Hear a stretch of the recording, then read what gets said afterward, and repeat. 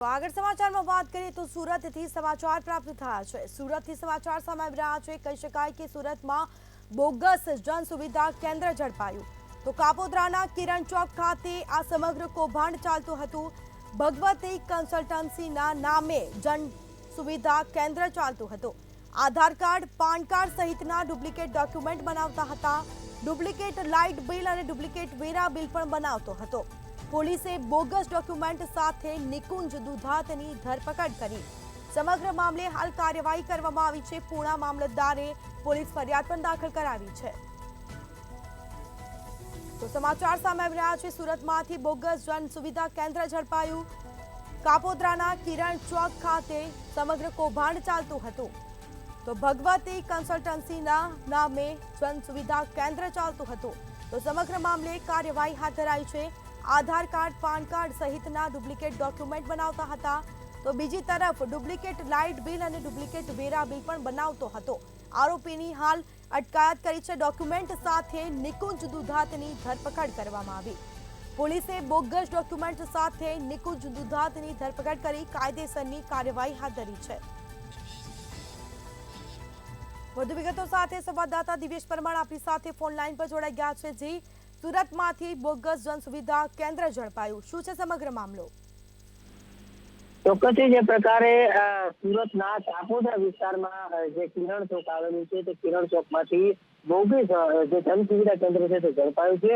આ જન સુવિધા કેન્દ્રમાં Aadhaar card, PAN card, ration card, આવકનો દાખલો સહિત ડુપ્લિકેટ લાઇટ બિલ અને ડુપ્લિકેટ વેરા બિલ પણ બની જતું હતું। આ સમગ્ર મામલે પૂર્ણ મામલતદારને જાણ થઈ હતી ને તેના કારણે પૂર્ણ મામલતદારે સૌપ્રથમ ડમી ગ્રાહક મોકલ્યો હતો અને ડમી ગ્રાહકને આધાર કાર્ડ બનાવવું છે તેવું કહેવામાં આવ્યું હતું। ત્યારબાદ આજે દુકાન ચલાવતો જે નિકુંજ દુધાત છે નિકુંજ દુધાતે બાંહેધરી આપી હતી કે તેમનું આધાર કાર્ડ બની જશે। દરમિયાન જે મામલતદાર છે તે પણ ગયા હતા અને તેમની રૂબરૂમાં તેમણે તમામ ડોક્યુમેન્ટ ને પુરાવા તપાસ્યા ત્યારે સમગ્ર જે કૌભાંડ છે તે સામે આવ્યું છે। અત્યાર સુધી અનેક લોકો જે છે તેમને છેતરી અને તેમના Aadhaar card, PAN card, ration card વગેરે વસ્તુઓ જે છે તે ડમી બનાવવામાં આવી છે। ડુપ્લિકેટ ફોટા મૂકી, તેમની ડુપ્લિકેટ સાઇન મૂકી અને એટલું જ નહીં પરંતુ આધાર કાર્ડ અને લાઇટ બિલ અને પાન કાર્ડ જે છે તેમાં પણ તે એડિટ કરી અને અન્ય નામનો ઉમેરો કરીને તેમના નામનું વેરા બિલ પણ બનાવી આપતો હતો।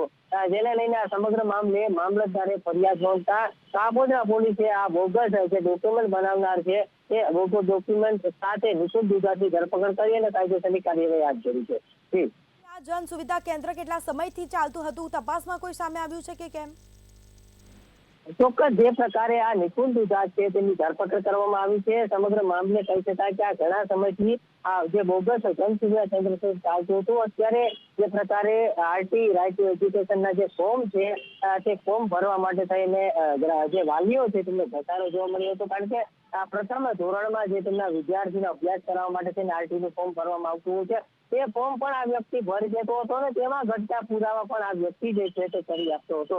એટલે કહી શકાય કે હજારો લોકો જે છે તેમને છેતરનાર આ વ્યક્તિ જે છે તે બોગસ ડોક્યુમેન્ટ, બોગસ પુરાવા ભરી અને આરટીનું ફોર્મ ભરતો હતો। જોકે આ ફોર્મ ભરનારને તો એમ જ હોય કે તેમનું ફોર્મ સબમિટ થઈ ગયું છે, પરંતુ આ તમામ જે પુરાવા છે તે બોગસ હોવાને કારણે આ વ્યક્તિ જે છે તે ફોર્મ ભરી શકતો નથી। આ વ્યક્તિ અત્યાર સુધી અનેકોને સાથે આ પ્રકારે બોગસ ડોક્યુમેન્ટ બનાવીને છેતરપિંડી કરી ચૂક્યો છે। ત્યારે ઘણા સમયથી આ જે પ્રકારે બોગસ જે જન સુવિધા કેન્દ્ર ચાલતું હતું ને તેને જ લઈને જે મામલતદાર છે તે મામલતદાર પાસે આ સમગ્ર મામલો સામે આવ્યો હતો અને તેમને જે પ્રકારે માહિતી મળી હતી માહિતીના આધારે તેને ધনী ગ્રાહક બોલાવ્યો હતો। જેથી કરીને પોલીસને સાથે રાખી અને મામલતદાર જે છે તેને આ સમગ્ર મામલે ક્યાંક ને ક્યાંક રેડ કરાવી હતી ને આ સમગ્ર મામલે જે રાશન કાર્ડ, આધાર કાર્ડ, પાન કાર્ડ સહિત જે ડુપ્લિકેટ ડોક્યુમેન્ટનો જે જથ્થો છે તે ઝડપી પાડવામાં આવ્યો હતો અને આ તમામ જે જથ્થો છે તે કબજે કરવામાં આવ્યો છે। અત્યાર સુધી કહી શકાય કે લોકો જે છે હજારો લોકોને આ વ્યક્તિ દ્વારા ટેકનિકલ આ પ્રકારે બોગસ ડોક્યુમેન્ટ બનાવી આપવામાં આવ્યો છે। પરંતુ જે પ્રકારે લોકો છે તે અત્યારે તેમને માલુમ જ નથી કે તેમની પાસે રહેલા જે ડોક્યુમેન્ટ છે તે બોગસ છે। ત્યારે આ પ્રકારની કામગીરીને લઈને હાલ નિકુંજ દુધાત છે તેમની આ બોગસ ડોક્યુમેન્ટ સાથે કાપોદ્રા પોલીસે ધરપકડ કરી છે, કાયદેસરની કાર્યવાહી હાથ ધરી છે।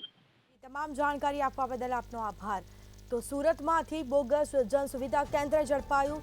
તો કૌભાંડનો પર્દાફાશ થયો છે। સાથે જ કહી શકાય પોલીસે બોગસ ડોક્યુમેન્ટ સાથે નિકુંજ દુધાતની ધરપકડ કરી।